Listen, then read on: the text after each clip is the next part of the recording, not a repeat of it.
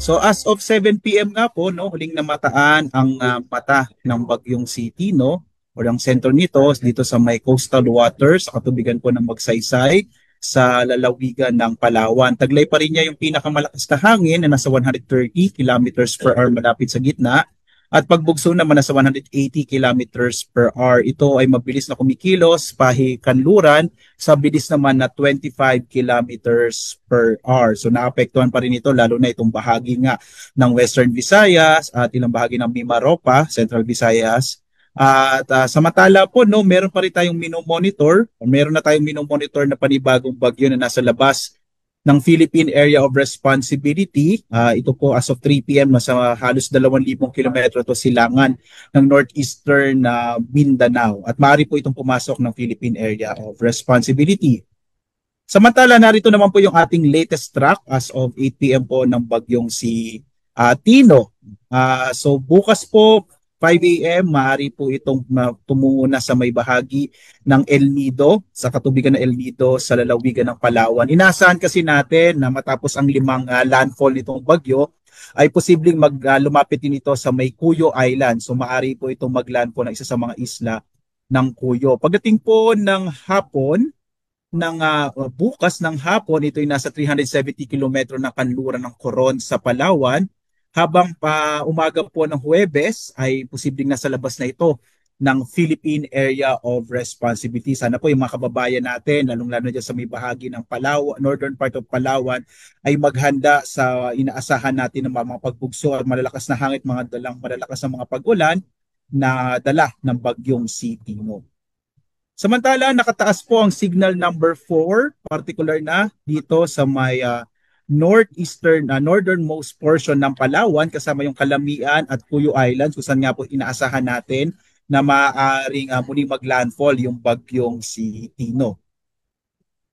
Samantala, signal number 3 naman sa northernmost portion ng Palawan, kasama yung mga lalawigan ng Aklan, Antique, kasama yung Kaluya Islands, western portion ng Capiz at western portion ng Iloilo. Signal number 2 naman sa kanlurang bahagi ng Romblon, katimugang bahagi ng Oriental Mindoro, southern portion ng Occidental Mindoro, central portion ng Palawan, nalalabing bahagi ng Capiz, nalalabing bahagi ng Iloilo, lalawigan ng Guimaras, at western portion ng Negros Occidental. Signal number 2 po sa southern portion ng Quezon, kasama rin yung southern portion ng Marinduque, nalalabing bahagi ng Romblon, nalalabing bahagi ng Oriental Mindoro, nalalabing bahagi ng Occidental Mindoro, kasama ang Lubang Island.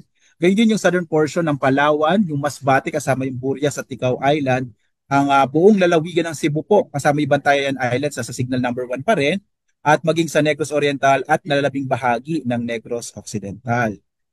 Mag-ingat po, no, yung mga kababayan po natin at maghanda, lalong-lalo na kung saan nakataas po yung mga tropical cyclone wind signal number 4 at number 3, kung saan inaasahan nga natin na lalapit po uli yung sentro o dadaan po yung sentro ng bagyo, partikular na nga sa hilagang bahagi ng Palawan.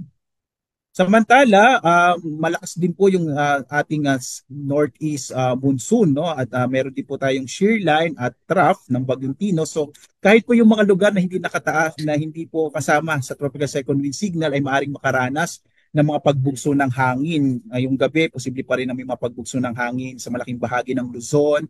Kasama din yung ilang bahagi ng Mindanao, yung Sarangani, Davao Occidental, Davao Oriental. Bukas po, ang malaking bahagi ng Luzon at Western Visayas, maging ang Negros Island Region, Central Visayas, Biliran, Leyte, Zamboanga Peninsula, ay posible pa rin makaranas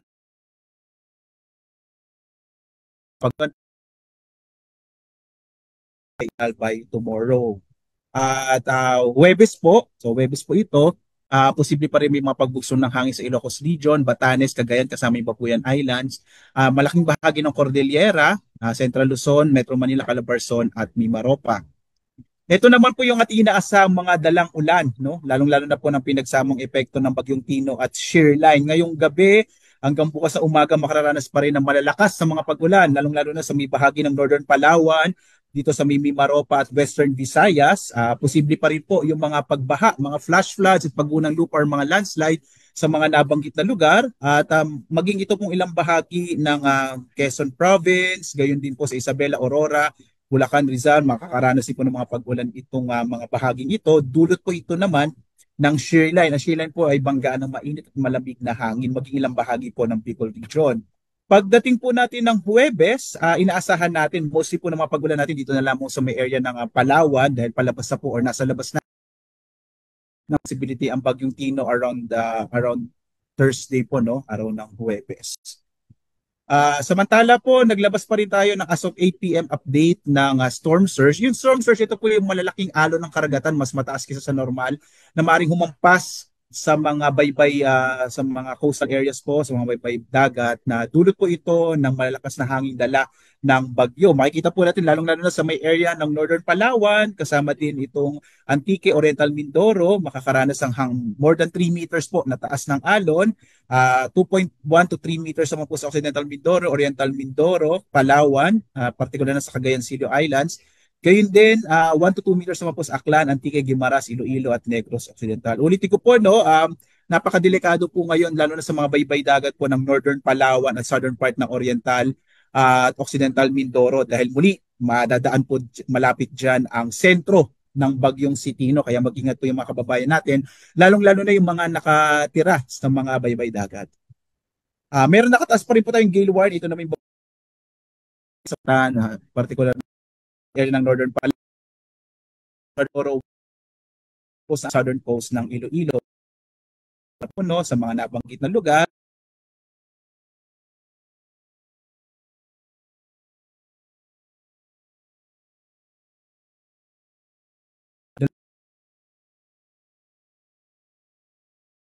Bagyo na po ito na nasa labas ng Philippine Area of Responsibility. At ito po yung ating possible trap, no, nung bagyong papasok po ng PAR base po sa ating track. Posible po weekend, Sabado ito ipapasok sa typhoon category. Papangalanan po natin itong Uwan, no? At base nga rin po sa ating track, lalo't nasa karagatan po ito, maaari itong umabot hanggang super typhoon category. So mag-ingat po, no, sa ngayon posible po na itong northern part ng bansa ang maaring maapektuhan itong susunod na bagyo. So magbibigay po tayo ulit ng update as of mamayang 11 p.m. Particular na sa posibleng maging track o direksyon itong susunod na bagyo. Samantala, ito naman po yung mga nakataas na mga heavy rainfall warning sa buong bansa. Makikita po ninyo, naka-heavy rainfall warning ang malaking bahagi ng Western Visayas at Mimaropa. Ito po ay dulot ng bagyo. Naka-orange warning po itong sa may area ng Negros Island region, habang light to moderate din sa manang nararanasan sa malaking nalalabing bahagi ng Visayas. Meron pong yellow heavy rainfall warning, particular na sa Quezon, dulot naman ito ng shear line. Mag-ingat po tayo